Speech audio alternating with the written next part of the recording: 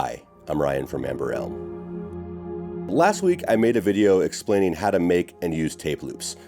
Kind of. It ended up being sort of a diatribe about failing at new things. Turns out tape loops weren't as straightforward as I thought they would be, but I did get a bunch of comments on the video with some really helpful advice, so I thought I'd try again, share the advice, and see what happens. So we'll start again with what we're gonna need to make these tape loops.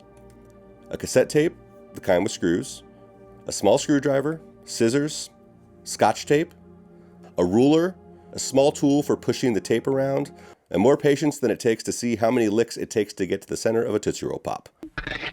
3. It's not 3. So we'll start by unscrewing the tape. Again, you can throw away the branding labels, or don't, it doesn't really matter. When you take out the tape, try not to lose these little rollers or this cog. You're gonna need them later when we run our loop back through the tape. So cut the clear lead off the tape here. Now put out a ruler and measure about 9.5 inches of tape. And when you make your cut, cut it as closely to 90 degrees as possible. When you're taping your loop back together, it's gonna make it a lot cleaner. As you lay out the tape, you should notice that it has this natural curve to it. When you're taping your Scotch tape to it, the adhesive side's gonna go on the side that's curling in. So let's grab our Scotch tape and cut a strip that's thinner than the tape itself. The tape's about 1/8 of an inch thick, so you wanna go just a little bit under that. Now place it on the curled side and grab the other curled side to tape it and complete the loop. Putting it back in the cassette is usually where I run into trouble.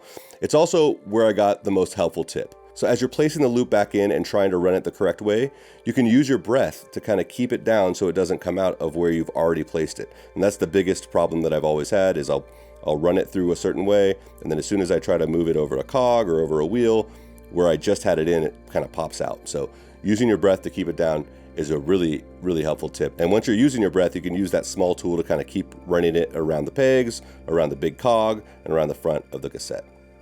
So once it's through the correct way, throw the top of the cassette back in and screw it all back together. Let's see if it runs through without getting caught.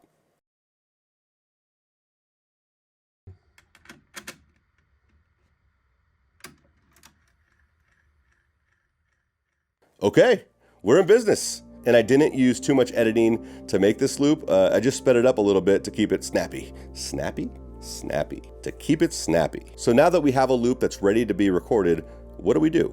Really anything.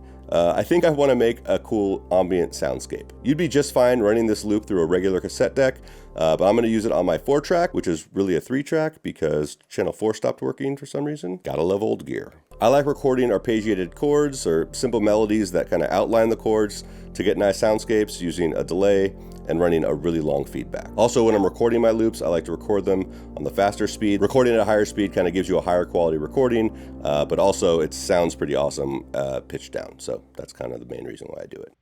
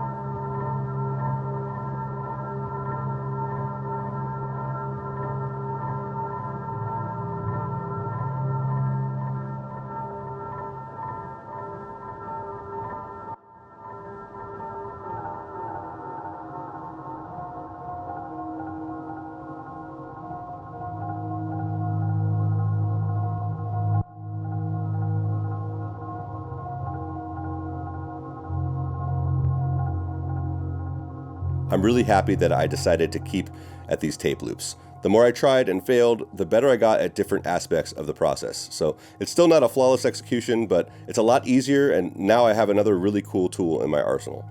I'm really excited to try different things with these loops and write some new music with them. So yeah, if you're struggling with something musically, doesn't have to be tape loops, keep at it. It'll get easier and be totally worth it. Or it won't, but at least you can say that you gave it a shot. Well, that's it for this one. Thanks for watching. I'll see you next week.